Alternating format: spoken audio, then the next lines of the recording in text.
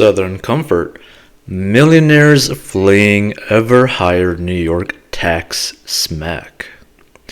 So New York elected officials are scrambling to spin their disastrous population losses as something that can easily be reversed with just a few tweaks to the business environment, more federal aid, and more spending from Albany and City Hall. Sorry, the municipal bond market appears to disagree. For years, city and state bureaucrats had some decent weapons to paper over various fiscal ills.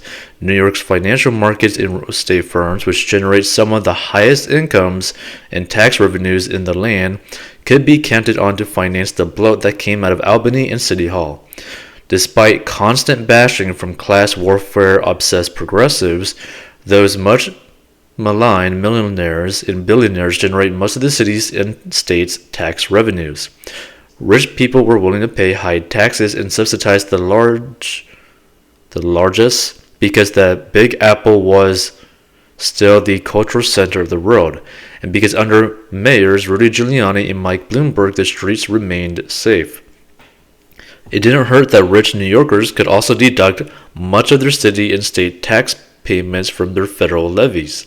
They got another tax break by socking away their wealth in tax-free municipal bonds.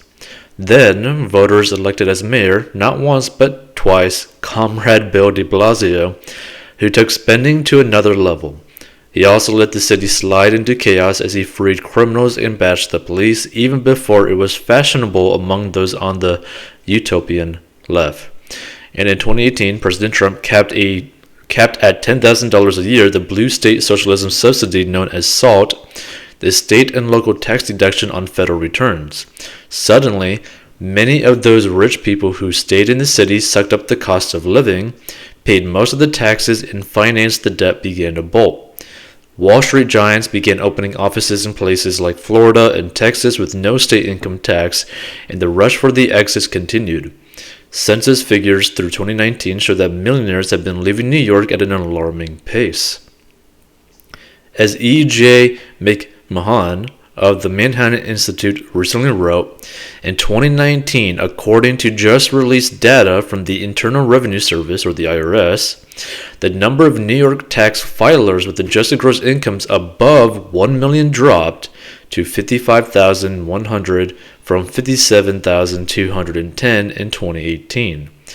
That 3.7% decrease came even as the number of millionaires filers nationally was growing to 554,340 from 541,410, an increase of 2.4%.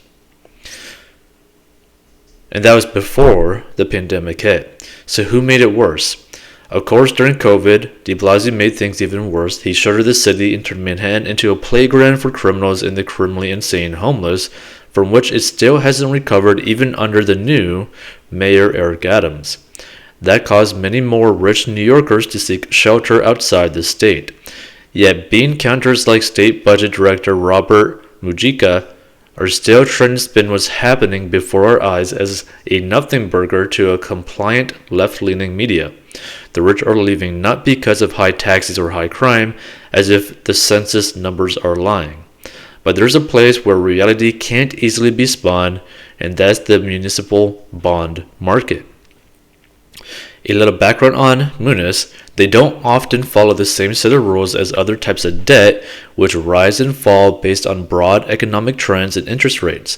That's because municipal bonds are a tax haven.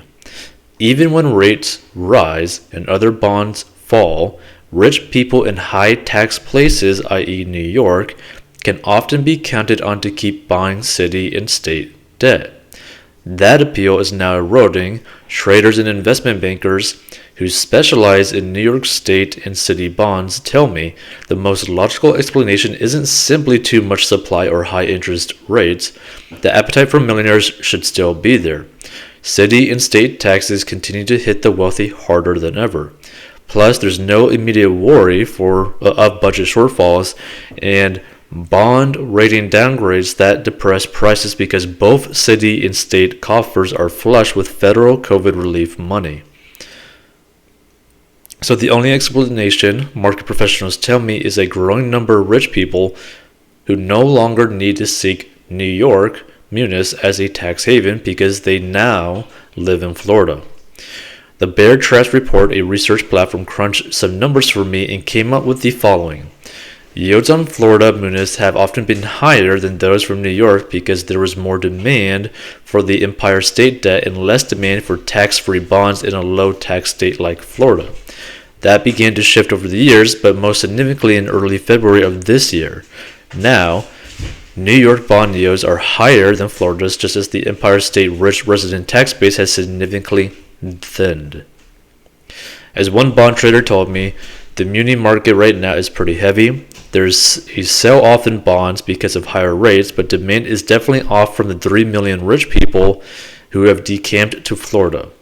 The problem, if it persists, isn't good for either Mayor Adams or Governor Hochul, who so far have shown little inclination to properly address the millionaire population drain. Both talk a good game on crime, but neither has fully reversed the defund the police policies of their predecessors. They also talk a good game about keeping rich people here, but continue to tax them out of the state. Yeah, I mean, that's a pretty good point. So this person put, I think we are witnessing the death of a once thriving city.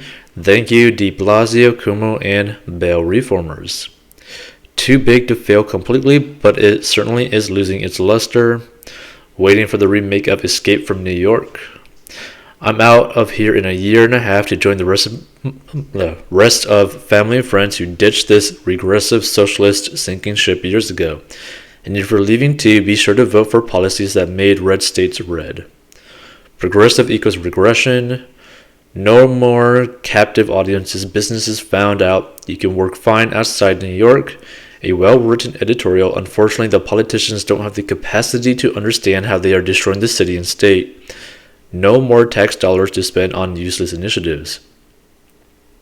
The politicians are put in place by people who pay little to no taxes. Nothing will change. New York will diminish, if not die. Interesting. Any more comments? I have lived in Florida for 13 years, and this is very important to think of. Florida has no affordable housing to speak of. Many people in the hospitality industry that work in Key West, for example, commute there from the mainland. And as the wealthy move in to all Florida, where are the servers, bartenders, AC techs, etc. going to live? I'm already hearing of staff shortages at hotels, restaurants, and golf courses that is unrelated to the Great Resignation. Many of these workers cannot afford a place to live here anymore. So my concern is not just who is going to serve all the people, but who is going to fix the affordable housing situation quickly. Why? There are plenty of places to live in the U.S. besides Florida. Why subsidize people who cannot afford to live in Florida? We don't need another New York. Interesting. Feel free to give your thoughts on this. I mean, there are a lot of people leaving New York for different states. They're going to Texas, they're going to Florida, they're also going to Las Vegas. Because Las Vegas, a lot of people like to live near the center of basically Las Vegas, very close to Las Vegas, so that they could basically kind of enjoy the casino life, kind of enjoy more of like a city life, in quotes, while also having all the tax benefits of like a state of Florida or Texas. So it's pretty interesting.